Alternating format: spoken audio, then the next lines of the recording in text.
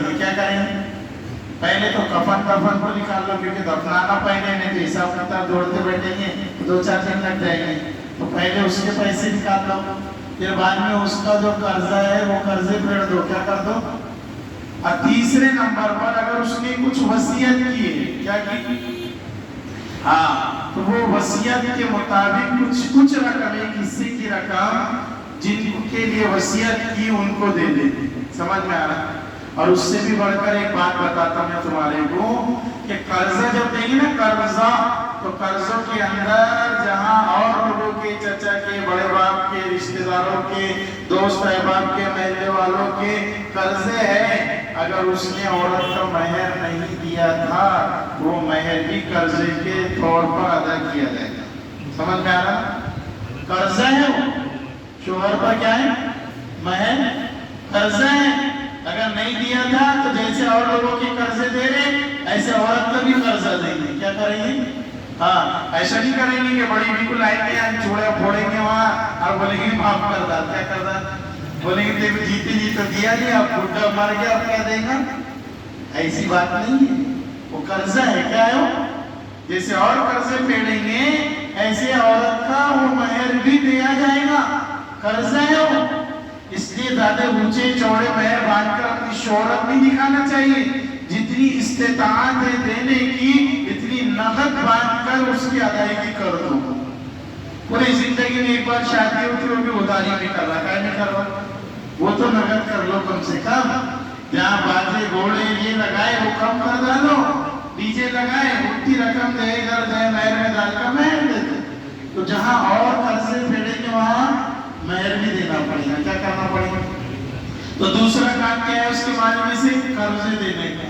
तीसरा है अगर कुछ वसीयत की, ऐसा कि बाप बहुत होशियार था, मरते मरते क्या करा, पूरे माल की वसीयत कर डाला। क्या कर डाला? तो 1/3 भी वसीयत और नाफिज होगी। कितने में? यानी पूरे माल के अगर 3 हिस्से करो तो 2 हिस्से तो कर्जों में, दफन करने में और वारिसीन को जाएंगे, और 1 हिस्से में जो है वसीयत नाफिज होगी। समझ में आ रहा? तो वसीयत किसी के देने के लिए कहे उसको वसीयत कहते। समझ में आ रहा ना? हाँ। और फिर बाद में जब शरीयत ने हिस्से मुतय्यन की, क्या की? कि किसको कितना मिलेगा, किसको ऐसा अलग नहीं बांटना है। पारस का मकान तू ले ले, टाकली का तू ले ले, और आकोले का बड़ा है तो मैं ले लेता, ऐसा नहीं बंटवारा होगा। बंटवारा सब माल को एक जगह करके फिर होगा। सब माल को एक जगह करके, अच्छी जमीन बड़े ने ले लिया, दूसरी उसने ले लिया, सबसे फोकस जमीन छोटे वाले को दे दिया, ऐसा नहीं चलने वाला। सब जमीनों को जमा करेंगे, सब माल को जमा करेंगे, सारी जायदाद को जमा करेंगे, और फिर जितने भाई बहन बच गए और अगर माँ है तो उसको भी हिस्सा मिलेगा। समझ में आ रहा है कि नहीं आपको? अब जो हिस्सा नहीं दिया जा रहा शरीयत में, देखो नमाज अदा का हुक्म है, कैसे हम एहतिराम से अदा करते कि नहीं करते? अभी जो रोजे हम रख रहे किसका हुक्म है? तो कर रहे कि नहीं कर रहे इसको? ज़कात देते किसका हुक्म है? वो तो देते कि नहीं देते? हज करने जाते किसका हुक्म है? वो तो जाते कि नहीं जाते? ऐसे ही जो है मीरास की तकसीम अल्लाह का हुक्म है। किसका हुक्म है? हाँ, यूसिकुमुल्लाहु औलादकुम, है ना? यूसिकुमुल्लाहु फी औलादिकुम मिस्लु हज़्ज़िल उन्सयैन। कुरान ने क्या बेहतरीन ताबीर इस्तेमाल की, यानी भाई को देने के लिए पहले हिस्सा कैसा बताया कुरान ने? अभी जो बहनों के हक मारे जा रहे हैं, सारा मरने के बाद बाप का माल भाई ले लेते, कुल ले लेते, और बहन को ये चॉकलेट देते कि तेरी शादी में कितना लगाए थे अब्बा ने, तेरे को दहेज दिए थे, कूलर, फ्रिज, वॉशिंग मशीन, क्या क्या दिए थे, और जो दुनिया की चीज दे दिए थे वही तेरा हिस्सा था, वही। नहीं तो कुछ भाई इतने होशियार रहते, इतना मजबूर कर देते कि आखिर में बहन बोलती बाप तू ही रख ले, क्या कर ले, तेरी नियत ही खराब दिख रही, देने वाला तो है नहीं, तू ही रख ले, क्या कर ले। हाँ, तो ये हो जाता, आखिर में क्या हो जाता, इतना मजबूर कर देते बहनों को कि बहनें आकर क्या बोल देती, हमको होना ही नहीं। तो देखो कुरान ने ताबीर की इस्तेमाल किया बेहतरीन वाला कि तुम्हारे जो मिरास की तकसीम हो, यूसिकुमुल्लाह, यानी तुम्हारे लिए अल्लाह ने जो है तकसीम जो किया फिर औलादिकुम, तुम्हारी औलाद के दरमियान निकाय में मिस्लु हज़्ज़िल उन्सयैन, للذکر مثل حظ الانثیین کہ لڑکے کے لیے مثل حظ الانثیین دو لڑکیوں کے حصے کی طرح. کس کی طرح؟ دو لڑکیوں کے حصے کی طرح. کس کے لیے؟ مرد کے لیے. کس کے لیے؟ تو پتہ چلا پہلے حصہ کس کا نکالا قرآن نے بھی؟